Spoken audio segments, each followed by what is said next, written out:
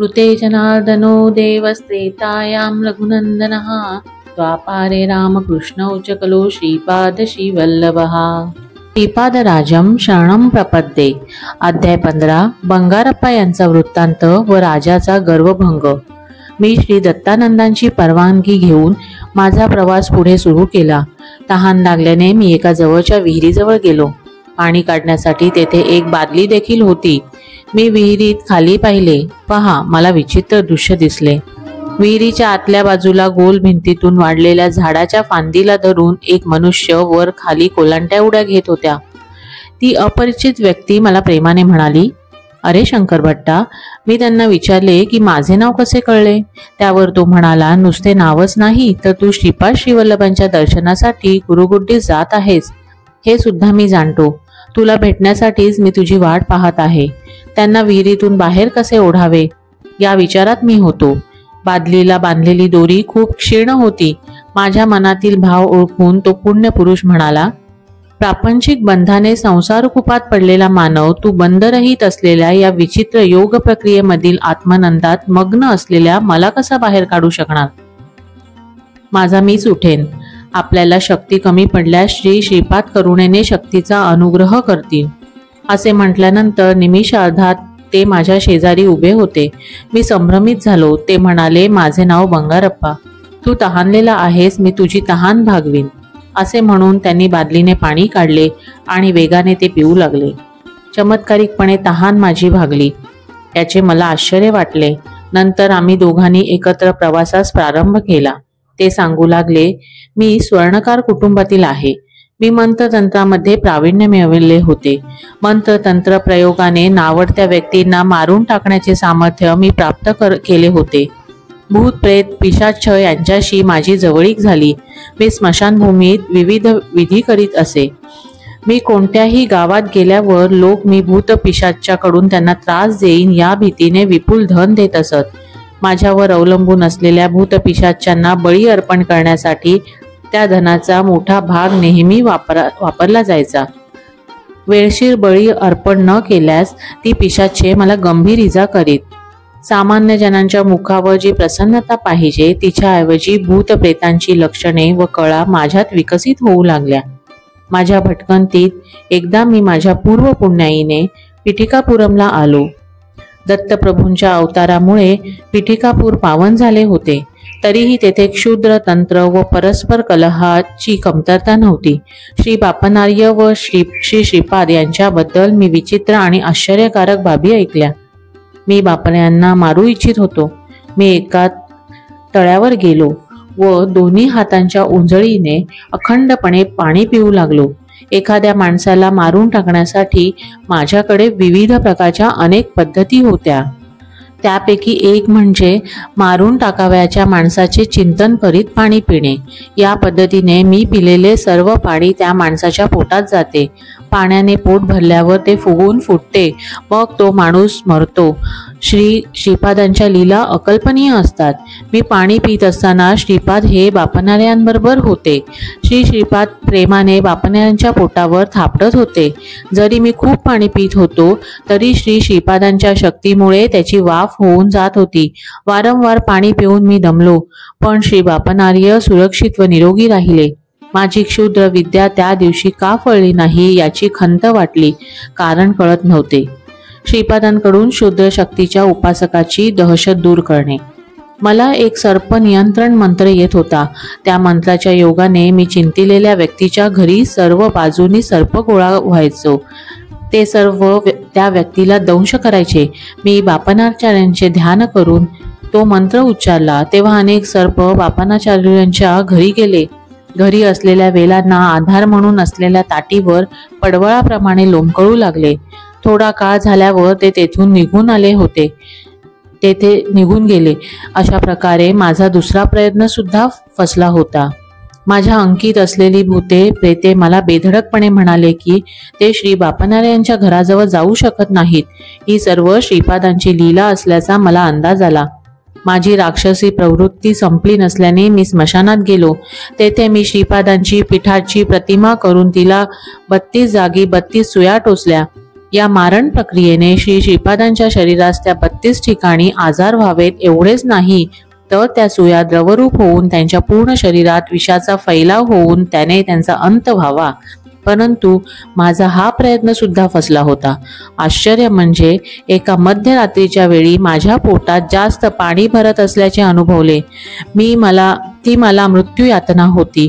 माझ्या सर्प मंत्रामुळे श्री बापनार्यांच्या घरी पोहोचलेले सर्व सर्प पिठिकापुरम मधील माझ्या मुक्काम स्थानात घुसले व त्यांनी मला दंश केले.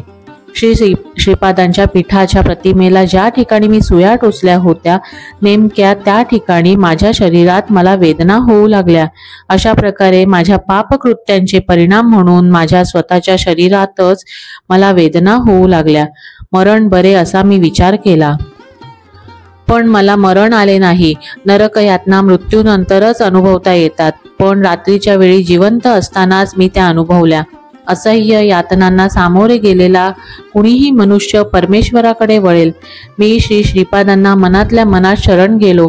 माझ्या मनोनेत्रांपुढे श्री श्रीपादांचे रूप प्रगट झाले. ते म्हणाले, बंगारप्पा, तू केलेल्या महापापांना अनेक वर्षे इहलोकात दुःख भोगल्यानंतर नरकात सुद्धा शिक्षा भोगाव्या लागतील. परंतु मी तुझ्यावर दया करून एका रात्रीत झालेल्या यातनांद्वारे तुझी पापे नष्ट केली आहेत. तुझ्या सर्व क्षुद्र विद्यांचा नाश झाला. कोणी तहानेने व्याकुळ झालेला मानव तुझ्या अंतदृष्टीस दिसल्यास तू स्वतः पाणी पिऊन त्याची तहान भागवू शकशील. कोलांटी खात झुलणे ही एक योग प्रक्रिया आहे. त्याचा अभ्यास करून तू आनंदाची प्राप्ती करून घेशील. माझ्या माता पित्यांच्या घरी किंवा बापनार्यांच्या घरात पाय ठेवण्यास सुद्धा अनेक जन्मांचे पुण्य असावे लागते. तुला या जन्मात ते भाग्य नाही. भाग्य ही अचानकपणे येणारी गोष्ट नाही. दुर्दैव ही तारतम्य न बाळगता दिलेली गोष्ट नाही. पूर्वजन्मातील पुण्यकर्मे तत्काळ फळास येतात तेव्हा त्याला सद्भाग्य म्हणतात. जेव्हा वाईट कृत्य तत्काल फलद्रूप होतात तेव्हा त्याला दुर्भाग्य म्हणतात. जीवन देणारा परमेश्वर आहे म्हणून प्राण घेण्याचा अधिकार सुद्धा त्यालाच आहे. माता पिता जन्मदाते असल्याने परमपूज्य असतात. त्यांच्याकडे वृद्धापकाळात दुर्लक्ष करणाऱ्यांवर मी कृपा करणार नाही. तू आपल्या क्षुद्र विद्येने कितीतरी निष्पाप लोकांचा अकाली मृत्यू घडविलास. या पापाचे फळ शंकर भट्ट नावाच्या कन्नड ब्राह्मणाची भेट होईपर्यंत परिणाम करतील. तो जेव्हा तहानलेला असताना तू त्याची तृष्णा तुझ्या सिद्धीने भागवशील तेव्हा तुझे पाप निश्चेष होईल. तो शंकर भट्ट माझे चरित्र लिहील असे श्री श्रीपाद मला म्हणाले होते. ही घटना घडली तेव्हा श्रीपादांचे वय 7-8 वर्षाचे होते. प्रिय शंकर भट्टा, त्या दिवसापासून मी तुझी वाट पाहत आहे. आज माझा अत्यंत चांगला दिवस आहे असे म्हणून बंगारप्पांनी त्यांचे भाषण संपविले. ही सर्व गोष्ट मला खूप गोंधळात टाकणारी होती. नंतर मी म्हणालो, महोदया, तुम्ही पाणी प्याले तर दुसऱ्याची तहान कशी भागते याचे रहस्य कृपया वर्णन करून सांगा. त्यावर बंगारप्पा म्हणाले, बेटा, अन्नमय कोशात राहणाऱ्या प्राणीमात्रावर भौतिक प्रभाव असून त्यांना भौतिक जगात अनुभव येतात. प्राणमय कोशात राहणाऱ्या प्राणीमात्रास सूक्ष्म देह चैतन्य असते. मनोमय कोशात राहणाऱ्या प्राणीमात्रांचा संबंध मनोमय जगाशी असतो. विज्ञानमय कोशात राहणाऱ्या प्राणीमात्रांचे संबंधित जगाशी अनुसंधान असते. आनंदमय कोशातील प्राणीमात्रांना आनंदाची अनुभूती घेता येते. एका योग प्रक्रियेने मी माझ्या प्राणमय शक्तीचे इतर जीवांच्या प्राणमय शक्तीशी अनुसंधान करतो. याद्वारे तादात्म्य भावनेने हे साध्य होते. प्राचीन काली वाली यास एका योग प्रक्रियेद्वारे त्याच्या समोरील व्यक्तीच्या शक्तीच्या दुप्पट शक्ती प्राप्त होत असे. या कारणाने श्रीरामांनी झाडाच्या मागून वालीचा वध केला. विश्वामित्र महर्षींनी राम व लक्ष्मण यांना बला व अतिबला नावाच्या 2 अत्यंत पवित्र मंत्रांचा उपदेश केला होता. त्या मंत्रातील स्पंदनांशी निगडीत प्राणशक्तीशी सिद्धी केल्यास विश्वाची वैश्विक शक्ती आपल्यामध्ये आकर्षून घेता येते. शरीर शुद्ध नसल्यास ती शक्ती ज्या समयी शरीरात प्रवेश करते त्यावेळी तीव्र वेदना होतात. एवढेच नव्हे तर ती शक्ती धारण करू न शकल्याने ती व्यक्ती मृत्युमुखी सुद्धा पडू शकते. शुद्धीक्रमात मानवी शरीराच्या 12 अवस्था आहेत. श्रीरामांचा देह 12व्या अवस्थेत होता. श्री दत्तांचे शरीर 12व्या अवस्थेच्याही पलीकडील आहे. त्यामुळे दत्तावतार श्री श्रीपादांना साहजिकपणे अनंत शक्ती, अनंत ज्ञान, अनंत व्यापकत्व आहे. नंतर मी प्रश्न केला, महोदय, असे म्हणतात की गौतम ऋषींच्या शापाने अहल्या शिळा बनली आणि श्रीरामांच्या चरणधुळीचा स्पर्श त्या शिळेला होताच ती शापमुक्त झाली. ती खरे शिळा झाली होती का, किंवा यात काही गभिदार्थ आहे का? नंतर बंगारप्पांनी स्पष्ट केले, तू छान प्रश्न विचारलास. इंद्राचा संबंध फक्त अहल्येच्या छायारूपाशी होता. ते माहीत नसल्याने गौतमांनी महाक्रोधाने अहल्येला शिळा होण्याचा शाप दिला. नंतर अहल्या गौतम ऋषींना म्हणाली, हे मूढ ऋषी, काय केले हे आपण? गौतमाने आपली बुद्धिमत्ता गमावली आणि वेड लागले. त्यांनी अनेक धार्मिक क्षेत्रांचे दर्शन घेत भगवान शिवांच्या कृपा आशीर्वादाने ते स्वस्थ झाले. चैतन्य शक्तीच्या उत्क्रांतीत शिळा ही प्रथम स्थिती आहे. तिचा आत्मा अचेतन अवस्थेत असतो. अनेक प्रकारच्या शिळा असतात. एका विशिष्ट शिळेत काही सुधारणा होत असतात. सुधारणेच्या त्या अनुभूतीनंतर तो आत्मा दुसऱ्या प्रकारच्या शिळा गणात प्रवेश करतो. त्या पहिल्या रिकाम्या शिळेत दुसरा आत्मा प्रवेशतो. विशिष्ट आत्मा विशिष्ट शिळेत किती काळ राहील हे फक्त योगदृष्टी असलेले लोकच जाणू शकतात. गृहीत धरा की विशिष्ट शिळेत एखादा आत्मा असताना ती शिळा तोडून 2 तुकडे करण्यात आले. एका तुकड्यात पहिला आत्मा राहतो व दुसऱ्या तुकड्यात निराळा आत्मा प्रवेश करतो. दोन्ही आत्मे काही अनुभव प्राप्त करतात. कोणत्या प्रकारच्या अनुभूती ते घेत आहेत हे त्यांना माहीत नसते, परंतु ते शिळा स्थितीत असताना त्या आत्म्याच्या अमर्याद यातनांची अनुभूती ते घेतात. त्यांच्यात जीव नसतो, परंतु तरीही वेदनेची अनुभूती असते. जन्माच्या विविध स्तोत्रांमध्ये प्राणी मात्र अनुभवित असलेल्या यातनांचे वर्णन. नंतर मी प्रश्न केला, महोदय, जीव असतानाच यातना किंवा सुखाचा अनुभव येतो. असे असताना अचेतन वस्तू अमर्याद वेदनेची अनुभूती हे कसे शक्य आहे? तेव्हा बंगारप्पा उत्तरले, जेव्हा वैयक्तिक आत्मा परमात्म्यामध्ये अस्तित्वात असतो तेव्हा तो दिव्य आनंदाची अनुभूती घेतो. ती वाचेद्वारा वर्णिली जाऊ शकत नाही व मनाने तिचे आकलन होणे शक्य नसते. त्याच प्रकारे वैयक्तिक आत्मा शिळेत असताना त्याला दिव्य आनंदाच्या विरुद्ध महादुःखाची अनुभूती येते. ती देखील वाचेने वर्णिली जाऊ शकत नाही व मनाला समजू शकत नाही. जेव्हा चैतन्य लुप्त असते तेव्हा महादुःखाची अनुभूती घेतली जाते. हा आत्मा अनेक खडकांमध्ये भटकतो आणि अवर्णनीय कल्पनातीत अचेतन मोठ्या दुःखाची अनुभूती घेत जातो. अशा प्रकारे तो धातूंमध्ये प्रवेश करतो. वेगवेगळ्या प्रकारच्या धातूंमध्ये फिरून तो सुप्तावस्थेतील चैतन्याची अनुभूती घेतो. समजा तुम्ही एखाद्या धातूवर त्याला अपायकारक असेल असा विषारी पदार्थ ओतला तर त्या धातूतील सुप्तावस्थेत असलेल्या जीवशक्तीस यातना होतात आणि तो त्या धातूतून दुसऱ्या एखाद्या धातूमध्ये प्रवेश करतो. धातूशी एकरूपत्व केलेला आत्मा विकासाच्या प्रक्रियेत झाडांमध्ये प्रवेश करतो.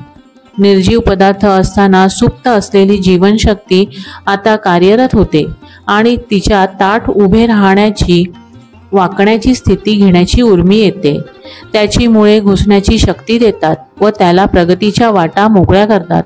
अशा पद्धतीने आत्मा विविध प्रकारच्या झाडांमध्ये प्रवेश करतो आणि अनेक अनुभूती घेतो. अशा तऱ्हेने तो 50% सचेतना आणि 50% अचेतनात या स्तरावरून बाहेर पडून त्याची अळ्या व किडे म्हणून उत्क्रांती होते. या स्तरावर त्याची गतीची उर्मी सिद्धीस जाते. अशा प्रकारे तो विविध प्रकारच्या अळ्या व किडे व अनेक शुद्धीकरणाच्या क्रियांची अनुभूती घेत माशाचा आकार घेतो. नंतर तो पक्ष्यांचा आकार घेतो. विविध प्रकारच्या पक्ष्यांच्या स्वरूपात अनुभूती मिळाल्यानंतर तो चतुष्पाद म्हणून जन्म घेतो. तो पवित्र गाय म्हणून जन्म घेतो. ती मातेप्रमाणे लोकांना दूध देते तेव्हा त्याबद्दल माहिती नसताना देखील ती भरपूर पुण्य कमवते. अन्नधान्याच्या उत्पादनात ती म्हैस म्हणूनही सहकार्य करते. पुढच्या जन्मात तो मनुष्य देह धारण करतो. मानसिक दृष्टिकोनांच्या प्रभावाखाली विचारांची निर्मिती होते. नंतर त्यांचे कर्मात रूपांतर होते. या पद्धतीने सत्कर्मे व दुष्कर्मे केली जातात. साधना मार्गातील 7 टप्पे. मानव त्याच्या उत्क्रांतीच्या प्रक्रियेच्या 7 टप्प्यात असतो. पहिल्या टप्प्यात स्थूल देहेंद्रिय व सूक्ष्म देहेंद्रिय एकाच वेळी उपयोगात आणली जातात. दुसऱ्या टप्प्यात तो सूक्ष्म देहेंद्रियांच्या आधारे सूक्ष्म प्रपंच अनुभवत छोटे छोटे चमत्कार करण्याचे सामर्थ्य त्याला प्राप्त होते. तिसऱ्या टप्प्यात तो सूक्ष्म शरीराच्या द्वारे दूर प्रयाण करू शकतो. तिसऱ्या व चौथ्या टप्प्यांच्या मध्ये वशीकरण केंद्र असते. वशीकरणात असताना ज्या स्थितीत असतो त्या स्थितीत आपण राहतो. गौतम ऋषींनी शाप दिल्यावर अहल्येला तीव्र धक्का बसला. तेव्हा तिला आपण शीला चैतन्यात आहोत असे वाटले. ती श्रीरामांच्या दर्शनापर्यंत त्या स्थितीत राहिली. अहल्येचे शरीर शीला बनले नाही, फक्त तिचे मन त्या स्थितीत गेले. म्हणजेच ती तिसऱ्या व चौथ्या भूमिकेच्या मध्येच असलेल्या वशीकरण केंद्रात राहिली. श्रीरामांच्या चरण कमलांच्या धुळीचा स्पर्श झाल्यावर तिने मनोपुष्प विकसित होऊ लागले आणि तिने आपली नैसर्गिक स्थिती पुन्हा प्राप्त केली. चौथ्या टप्प्याला पोहोचलेल्या आत्म्याला अतिशय विस्तारित योगशक्ती लाभतात. जर त्या योगशक्तीचा लोककल्याणार्थ अंतरात्म्याच्या निर्देशानुसार विनियोग केला तर उच्च स्थिती प्राप्त होऊ शकतात. या उलट पापकार्यांना निमित्त होणाऱ्या तुच्छ स्वार्थ प्रयोजनासाठी या शक्ती वापरल्यास पतन निश्चित आहे. तो शीला चैतन्यात पडेल. त्यानंतर तसे हजारो जन्म गेल्याशिवाय मानव जन्मात जाण्याची संधी मिळणार नाही. पाचव्या टप्प्यावर असलेले संकल्प ज्ञानी असतात. संकल्प ज्ञानी साधक दैवी साक्षात्कारासाठी धडपड करण्याबरोबर प्रापंचिक कार्यकलाप सुद्धा चालवितात. जे 6व्या टप्प्यावर आहे ते भावज्ञानी असतात आणि त्यांना प्रापंचिक कार्यकल्पाचा ध्यास फार कमी असतो. 7व्या टप्प्यावरील साधक परमात्म्याच्या अनंत स्थितीच्या ज्ञानाची प्राप्ती करून घेतात. दिव्य अवतार व साधकातील भेद. बंगारप्पांचे शब्द ऐकल्यावर माझ्या मनात काही संदेह निर्माण झाले. त्यांचे निराकरण करण्यासाठी मी प्रश्न केला, महाराज, उत्क्रांती प्रक्रिया सामान्य मर्त्य मानवांपुरती मर्यादित आहे की ती दिव्य अवतारांना देखील लागू होते? यावर बंगारप्पा म्हणाले, अवतारी पुरुष काळाच्या गरजांनुसार येतात. मानव जेव्हा भगवंत होतो तेव्हा त्याला समर्थ सद्गुरू म्हणतात. देव मानव रूपात आले तर त्यास अवतार म्हणतात. मत्स्य पाण्यात चटकन पोहू शकतो. कूर्म पाण्यात व जमिनीवर दोन्ही ठिकाणी राहू शकतो. वराह म्हणजे खडग मृग, भूमीवर वेगाने पळणारा. सिंह हा जनावरांत सर्वात श्रेष्ठ प्राणी. त्याचे मुख व उर्वरित शरीर मनुष्याचे असा नृसिंह अवतार आहे.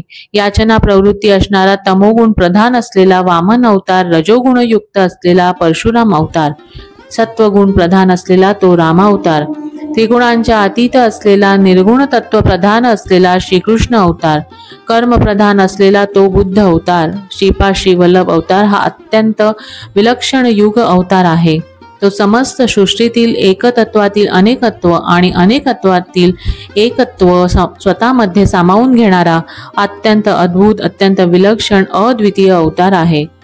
श्रीपादांशी ऋणानुबंध नसलेले योग संप्रदाय, मते, धर्म या समस्त सृष्टीत नाहीतच. श्रीपादांची स्थिती महाबुद्धिवंतांना समजू शकत नाही. त्यांच्यासारखे तेच आहेत. सर्व सिद्धांतांचा, सर्व संप्रदायांचा त्यांच्यात समन्वय आहे.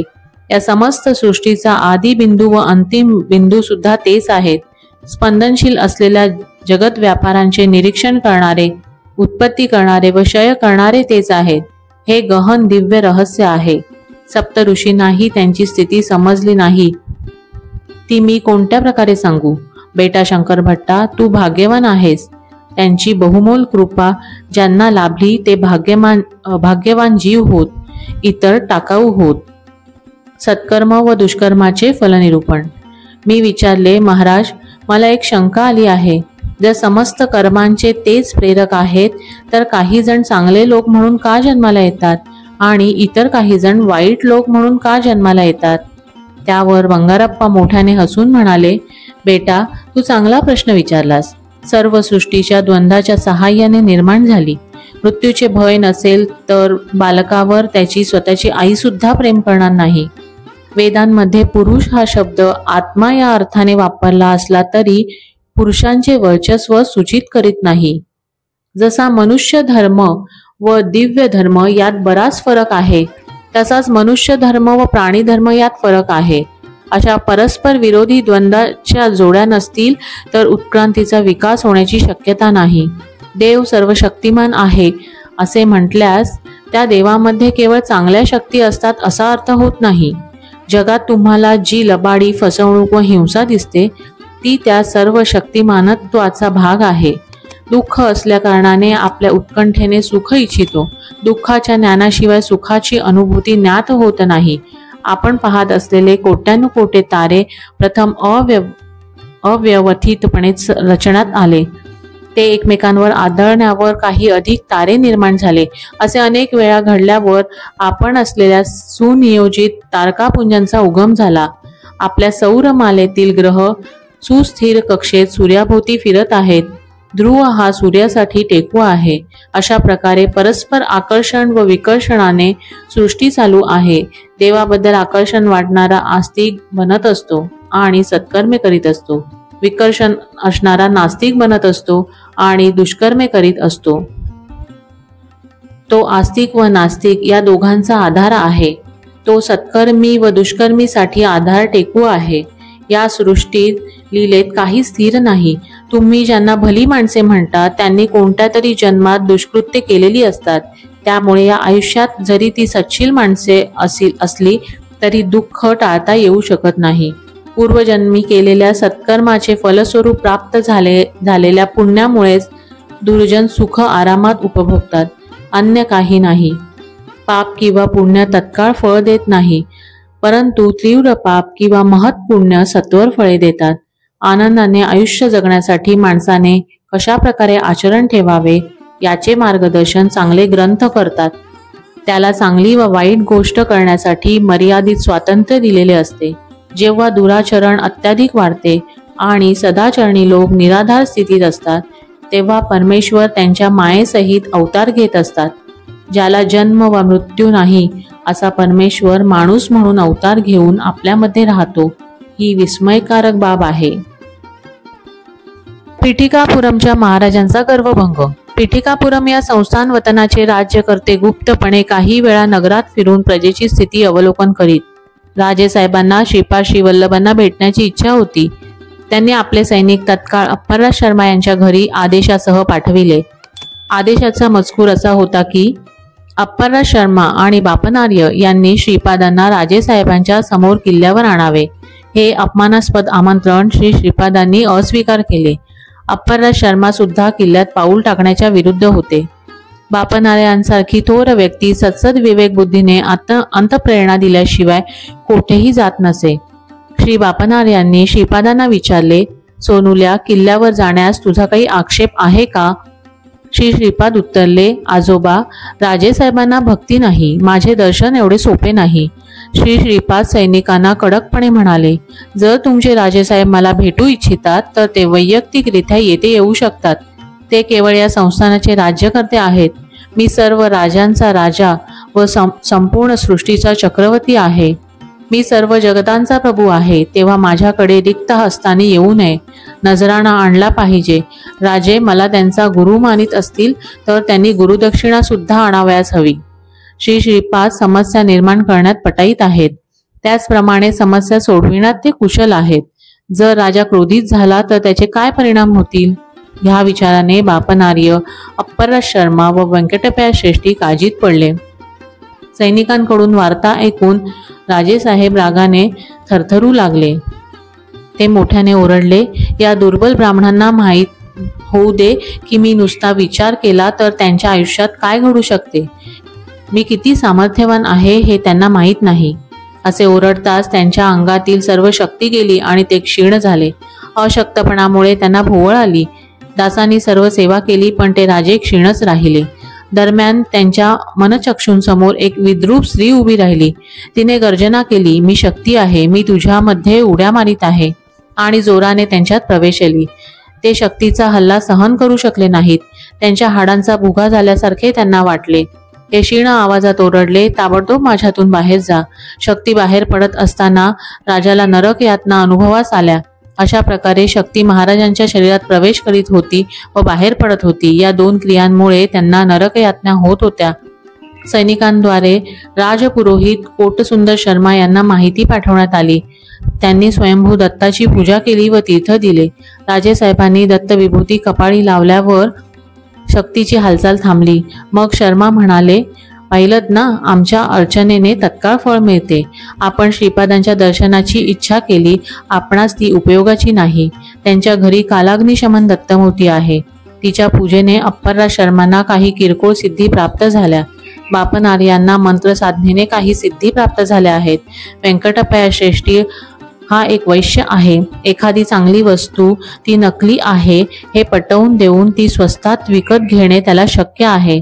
एखादी नकली वस्तू अस्सल आहे असा विश्वास संपादन करून तो ती वस्तू विकू शकतो. कल्पनांचे मनोरे रचून श्रीपादांना अमर्याद शक्ती बहाल करून त्यांचे भजन ते करीत आहेत. नरसिंह वर्मा हा घरंदाज क्षत्रिय असूनही मूर्ख बनला आहे आणि श्रीपाद हे दत्तावतार आहेत अशी स्तुती करत आहेत. तुम्हाला काही चिंता नाही, आमचे अनुष्ठान फार थोर आहे. महाराजांसारख्या व्यक्तीची आज्ञा न पाळण्याचे धारिष्ट त्यांनी कसे काय केले? महाराज श्रीपादांना जुलूम जबरदस्तीने बळजबरीने सुद्धा इथे आणू शकतात. ही स्तुती वचने ऐकून महाराज डुलबरपणे म्हणाले, त्याला बळजबरीने इथे आणल्यास मला काय मिळणार आहे? त्यामुळे माझे नाव मात्र खराब होईल. श्रीपादांना क्षुद्र विद्येची काही तंत्रे अवगत आहेत अशी मला शंका वाटते. श्रीपादांनी त्या शक्तीद्वारे माझ्यावर हल्ला केला. असे नसते तर शक्तीने माझ्या शरीरात जाणे येणे प्रवास कशाला केला असता? यावर मात करण्यासाठी तुम्ही उपाय सांगितला पाहिजे. तुम्ही आमच्या घराण्याचे पुरोहित आहात आणि तुम्ही कायमच आमचे कल्याण चिंतले आहे. त्यावर शर्मा म्हणाले, महाराज, आपण ब्राह्मणाद्वारा दत्तपुराणाचे पारायण करून घेतले पाहिजे. स्वयंभू दत्ताची पूजा केली पाहिजे. ब्राह्मणांना मिष्टान्न भोजन दिले पाहिजे व त्यांना उदार हस्ते दक्षिणा दान दिले पाहिजे. सर्व जातीच्या लोकांना अन्नदान केले पाहिजे. असे केल्यास दत्त संतुष्ट होतील. श्रीपादांवर मात करता येईल. क्षुद्र शक्तीचा त्रास नष्ट होईल. राजपुरोहिताच्या विनंतीनुसार राजाने सर्व आवश्यक व्यवस्था केली. पिठिकापूर परिसरात अनेक जंगल होती. पिठिकापुरमध्ये चोरांचा खूप मोठा धोका होता. दत्तपुराणाच्या पारायणाचा प्रारंभ होता चोरांचे प्रमाण वाढले. त्यांना आळा घालण्यास राजा असमर्थ ठरला. राजाला पडणाऱ्या भयंकर स्वप्नांमध्ये वाढ झाली. आजारापेक्षा उपचार वाईट असावे त्याप्रमाणे संकटे वाढली. महाराजांना रात्री स्वप्नामध्ये आपले पितर दिसू लागले.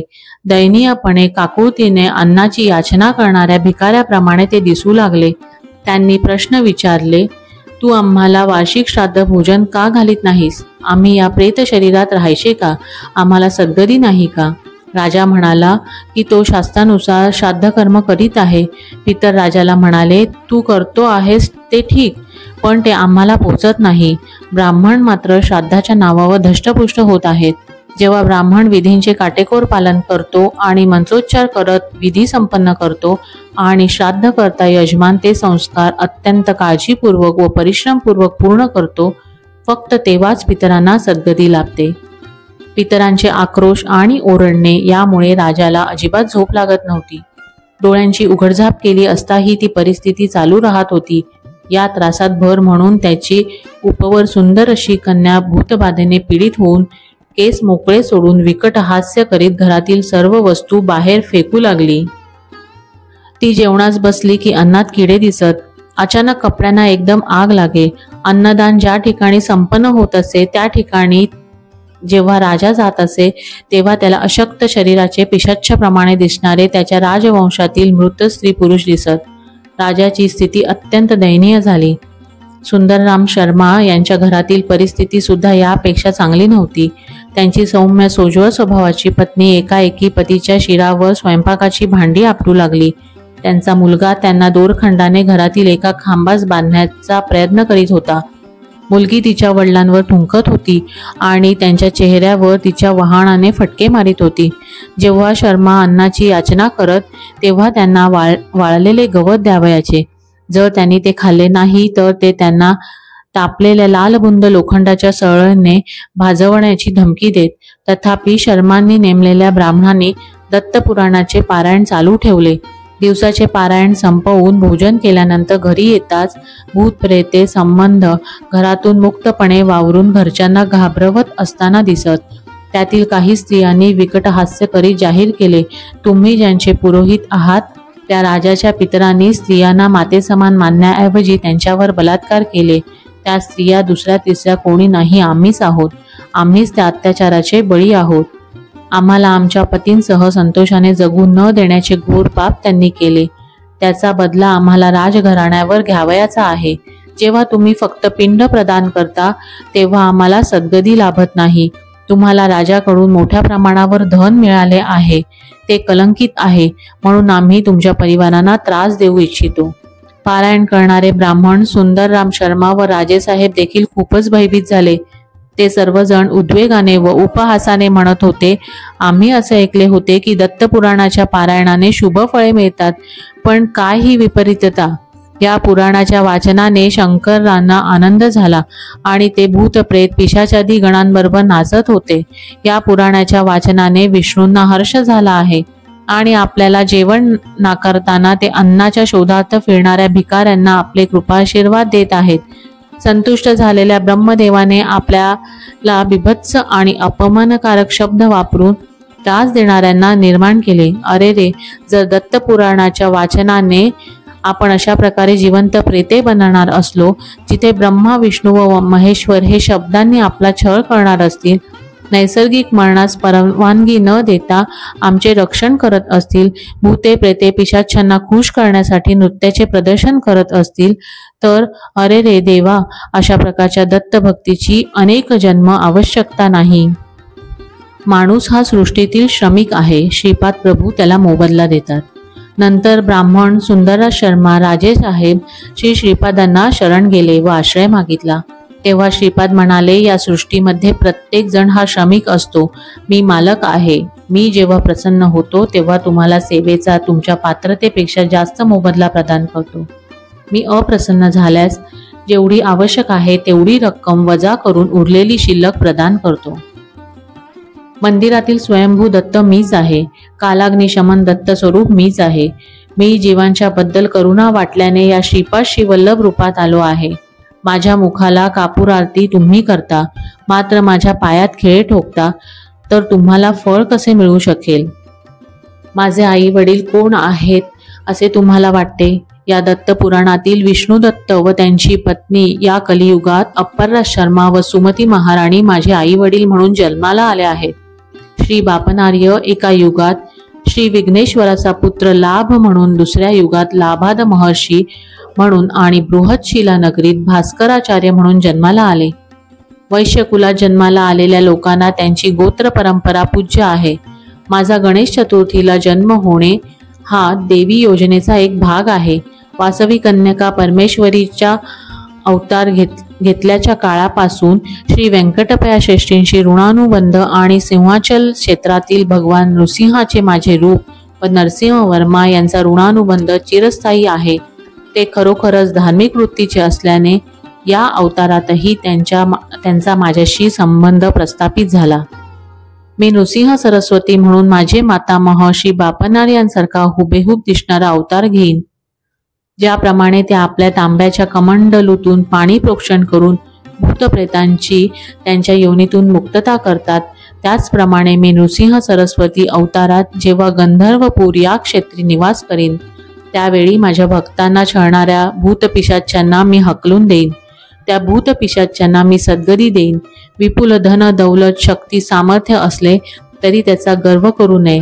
तुमच्याकडील संपत्तीला धनशुचिता पाहिजे, अन्यथा तुम्हाला कष्ट होतील. आपण धार्मिक आहोत असा तुम्हाला गर्व असल्यास तुम्ही मुळीच धार्मिक नाहीत. माझ्याकडे तुमचा हिशोब असतो. माझ्या कनवाळूपणामुळे तुमच्या पापकर्माची फळे मी रद्द केली असे मी सांगत आहे. तुम्ही पापी आहात म्हणून कोणी तुम्हाला नाउमेद केले तर तुमचे पाप नष्ट होण्यासाठी मला शरण येऊन आंतरभावाने श्रीपाद दत्ता श्रीवल्लभ दिगंबरा अशी हाक मारल्यास मी तत्क्षणी तुमच्या सर्व पापांचे दहन करून तुम्हास पुण्यात्मा करीन. तुम्ही सत्याला असत्य समजलात आणि असत्याला सत्य समजलात, त्यामुळे तुमच्यावर सर्व संकटे आलीत.